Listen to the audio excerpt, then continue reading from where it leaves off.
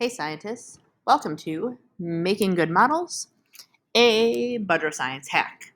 All right, so a lot of you have asked about what makes a good model, and I think the best way to do it is just simply to show you.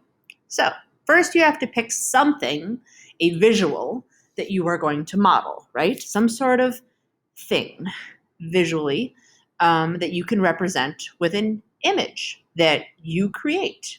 Well, I don't really want to create an image myself right now, so I'm going to use the duck.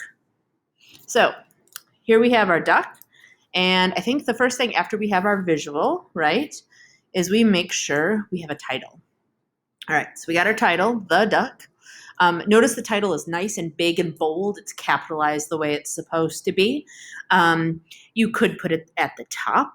I'm thinking I'm doing a little graphic design stuff here. So for me, I'm going to put it kind of lower right corner, but it's very clear that is the title of the model. All right. And then we need labels. Now, we're just going to do 3 real simple labels, just a couple of duck parts for us.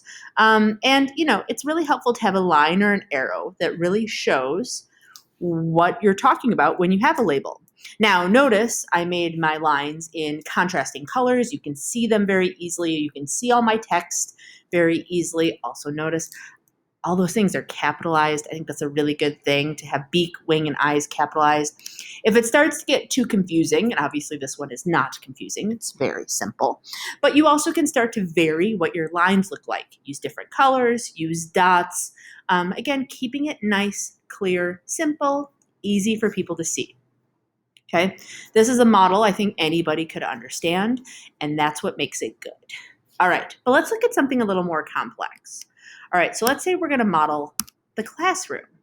Now, in the classroom, lots of interacting things are happening, right? But you can't show interactions because that's really tricky. So instead, we show it with a key.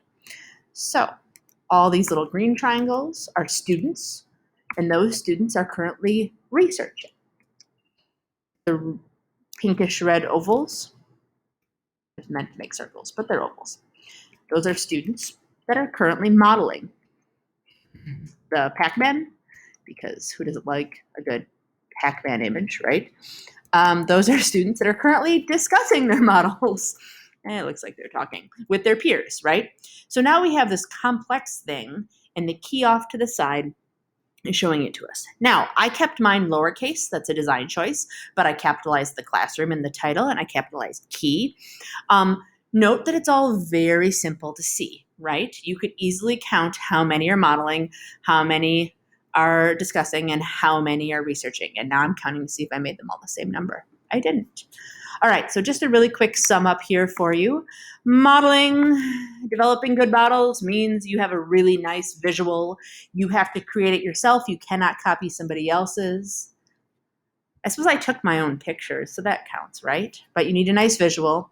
You have to make sure you have a title. Titles need to be capitalized. They are important.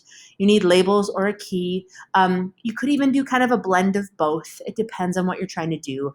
But whichever strategy of these you choose, make sure it's nice, clear, not confusing, right? Clear is the most important thing there. And then finally, you have to make sure whatever you're modeling, you represent it accurately, right? If I show you a model of a duck, but I'm supposed to be giving you a model of a cow, have I accurately represented a model of a cow? No, I gave you a duck. So make sure whatever you do, it's accurate.